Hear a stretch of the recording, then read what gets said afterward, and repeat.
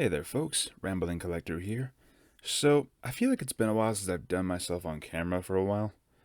But more than that, I feel like it's been forever since I've talked about comics. As you all have seen on my channel, I've been talking a lot more about indie works because, like I mentioned before in a recent short that I did, I have 2 stacks worth of indie works that I need to burn through. Because I owe it to those authors whom I have talked to and who have shared their works with me to do so. It is my responsibility to read and review those, and quite frankly, there's a lot of enjoyable stories that I've been missing out on. However, I realize for a fact that I've been kind of neglecting two main things on this channel, that being comics and manga, which is why I'm here to talk about a comic book that a friend of mine, Brevins Flicks and Games, sent to me as a challenge to review. Ladies and gentlemen, I present to you Frank Miller's Sin City, Volume 1. With this one, I'd seen the movie of Sin City, but I did not realize that it was in fact a comic book until my friend sent this to me. Or at least until I saw it in a comic store, whichever one works. Regardless, I was blown away with this one, because for one, it's a comic book, but it's in full black and white, like a detective noir story. Now, I will say, despite its small size, this thing is about 200 pages in length. And that is because Sin City itself functions as a series of anthologies, each one being in the same area of Bassin City, more commonly known as Sin City. However, it is from the perspectives of different characters. Our main character here is Marv, a possible ex-soldier who, after spending one night with a woman, finds her dead next to him as he has been passed out drunk. Now, this woman that he had been spending the night with, Goldie, he comes to find out that she's been murdered, and because she was nice to him, because she gave him that one moment of feeling loved, of feeling like he was worth something, he goes out of his way on a full-blown murder spree to find out who it was who did it, who did her in, while he was knocked out unconscious, passed out drunk, next to her. And quite frankly, I will say this much. The sheer gusto that he takes to this job of finding out Goldie's murderer is absolutely soaked in bodies, blood, and booze. However, along the way, he actually runs into Goldie's twin sister, Mary. And during this investigation of his, he comes to find out that not only was she targeted by a ruthless serial killer as well as cannibal, she was essentially taken out by a major player in Sin City, that being St. Patrick Rourke, with the Rourke family themselves owning Sin City, for lack of a better term, with St. Patrick himself being the most recent child and the most influential as a priest.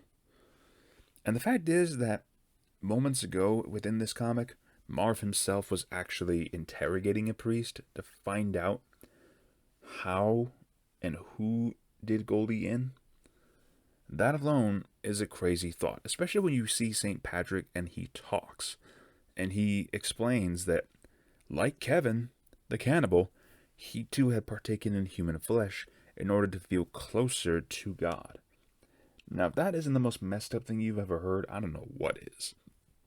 But the fact remains, Marv goes out of his way to avenge this woman's murder, does so, and then by the end of the book, he's dead. Plain as day. He dies. That's the end of his story. And I like how this itself is a self-contained story within a major series. This actually reminds me a lot of the anthology No More Heroes, as well as the DC comic Transmetropolitan, both of which were excellent reads. Now, what I liked about No More Heroes was that while it was separate short stories, it was all contained within the same universe, and it was heading towards a singular ending. It was a story told from multiple perspectives with various short stories. Transmetropolitan, on the other hand, was another comic that took place in a major city, one that was in the far-flung future. This one, on the other hand, feels more like a grimdark noir story, especially with the artwork. I mean, look at this. Just to give you an idea, look at this.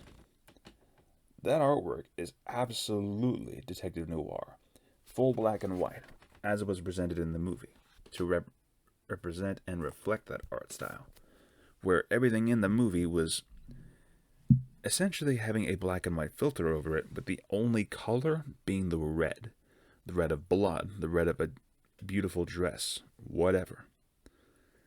Regardless, though, I feel like the lack of color is what makes Sin City stand out, because this is not a happy story. This is not a good story. This is a very horrible story. It is a story of vengeance filled with darkness, blood, and a lot of evil people. Sin City is not a happy place to be in. If you want another one like it, you check out Oranapur from Black Lagoon. If you want a comparison. Regardless, though, I'm actually very curious to check out more of this comic afterwards. Frank Miller, I have seen some of his works in the past with Batman Year One and Dark Knight Returns. Two of his comics that I've reviewed in the past. Others I haven't really checked out much of. I only know of him from those two. Sin City, though, is one of his works that I'm definitely going to be checking out more of in the future. And Brevin, if you're watching this, thank you so much for introducing me to this comic. It was an absolute blast to read, and I absolutely got sucked into this thing. My only complaint that I would say is how some of the writing within the comic, because the book itself was so small, felt really cramped, to put it more simply. It was small and kind of cramped around on the edges, especially where the book would bend inward to the spine. There were times where passages themselves would be cramped into here. Let me give you an example here if I can find one. Something like this, where you have your writing crammed in there to read. Now, was that a major issue? No. Was it an inconvenience? Yes. But that did not detract from the enjoyment of the story at all. I really feel like I want to see more detective noir stories like this in the future, and Sin City is definitely a comic I will be checking out more of. Once again, you guys, thank you so much for listening. If you have any other comic recommendations, please feel free to let me know. I am more than happy to take up any kind of challenge you all can give me, but I will say this much, I definitely have a lot of comics in the future that I will need to review, and I'm hoping to do them with more video logs like this, talking to you all face to face about a certain comic. Books, on the other hand, will still be getting their major presentations. Now, if it is a major series, I will be reviewing it with a presentation. Isolated books like this, however, I feel deserve more of a face-to-face video. Once again, you guys, thank you so much for listening. This is Ramble and Collectors signing off for now. Have a great day, fellow readers.